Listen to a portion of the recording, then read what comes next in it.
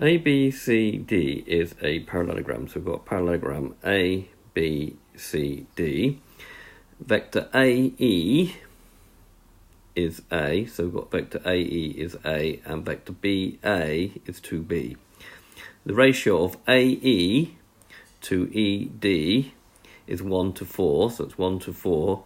BF is twice FD, and G is the midpoint of CD. So G is the midpoint of CD. Calculate in terms of A and B the vector A to F and B A to G. Hence determine if the points A, F and G are in a straight line.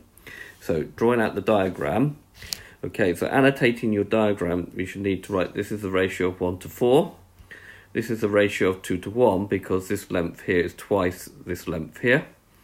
And as G is the midpoint, this is the ratio of 1 to 1.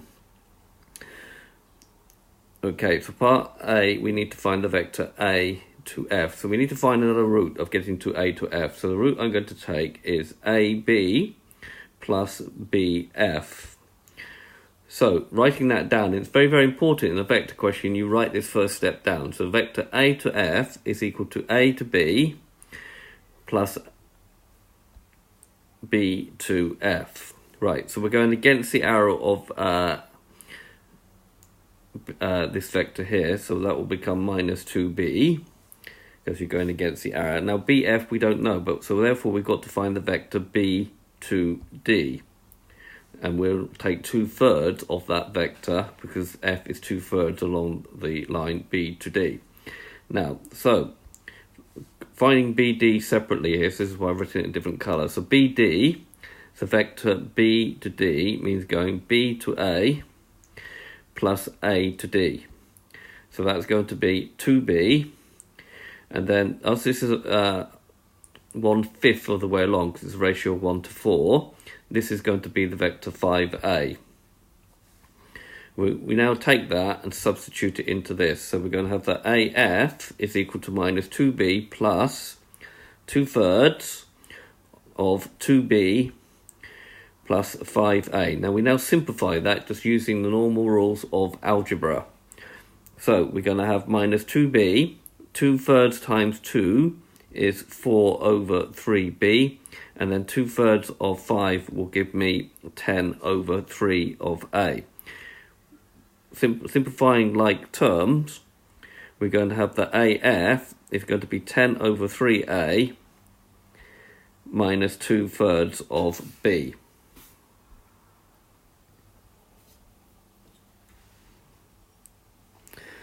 Right, writing that down again over here. Now, it might be a good idea to factorise out a common factor. There's a common factor of 2/3.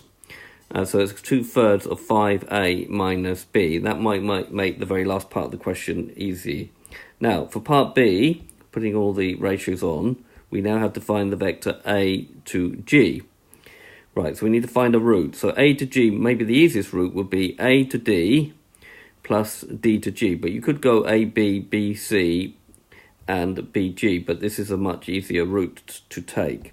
So write down the route first. So AG is going to be A to D plus D to G. So it's going to be 5 lots of A and then a half of DC. So we've now got to find a vector DC, but we notice that DC is parallel to AB. So DC will be minus CD, which is a minus BA because this one and this one are parallel. So that's now going to be equal to minus 2B. And we now take that and substitute it into here. So we're going to get that AG is 5A plus a half of minus 2B. If we now multiply that out, we're just going to get 5A minus B. Now it's interesting because we've got 5A minus B here and we've got a 5A minus B here, which now means that vector AF and AG are in fact parallel. One is a multiple of the other. So first step, the last part of the question. So we say that AG is 2/3 of AF. This means that AG and AF are parallel. Now we notice that A is a common point to both of those vectors. So if this is parallel to this one, and as A is to this one, although it doesn't look like it in the diagram, then it means that A, F, and G lie on a straight line. So as A is a common point to both AG and AF, then A, F, and G lie on a straight line. So what you've got to do to prove that 3 points are on a straight line using vectors is to prove that the two vectors are parallel and that you have a common point. Okay, this has been a video to show you how to find whether 3 points are in a straight line using vector methods. I hope you've understood, and I thank you very much for watching.